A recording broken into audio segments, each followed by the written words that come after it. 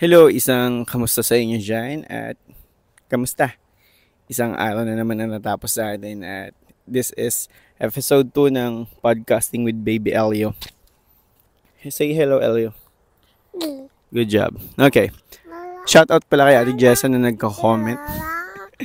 Thank you. Alam mo, nakaka-appreciate yung ganun na kahit isang tao lang yung mag-comment, mag-engage, that's enough kasi masaya ka dun sa ginagawa mo. And thank you sa mga taong ganun. Shout out to you, Ate Jessa. So ngayon, pag-uusapan natin ngayon yung naka-experience na ba kayo ng hindi sinagot ni Lord yung prayers nyo? Kahit araw-araw nyong pinagpipray, ang sagot ni Lord, no. Kasi I experienced that dito sa US. Last year, short story, napakahirap nung environment ko sa school last year. And then, ang prayer ko, sana malipat ako ng ibang school. Na which is, nababalitaan ko na mas easy magturo. So, I prayed lagi. As in, lagi. Na sana, ganito, malipat, etc. Pumasok yung ngayong school year. Hindi ako nalipat.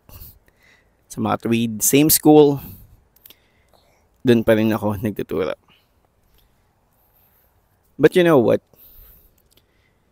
Minsan pala, hindi tatanggalin ni Lord yung problema na meron tayo.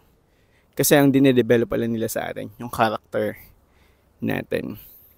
Oo, pwede niya akong gawin na mas maging magaan yung school assignment, pero hindi na-develop yung character ko. Ngayon,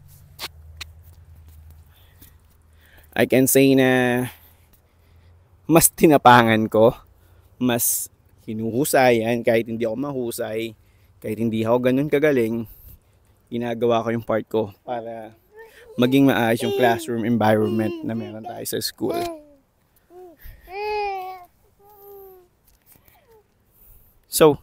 So yun. Hindi sinagot ni Lord kasi nga mas gusto niya na mas ayusin yung character ko, yung buong pagkatao, yung perception ko towards work kaysa dalhin niya ako sa mas magaan na bagay. Pwede naman yun. Pwede yung pagaanin ng lahat. Pero hindi na-develop yung character ko. At masasabi ko ngayon na kaya pala. Sa tulong ng Panginoon, yung heavy assignments na meron tayo noon dahil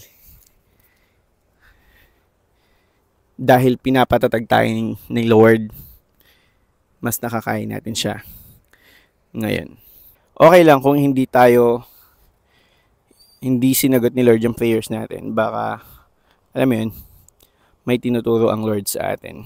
At yung tinuturo ni Lord makakatulong talaga sa atin to realize that He is in control of everything.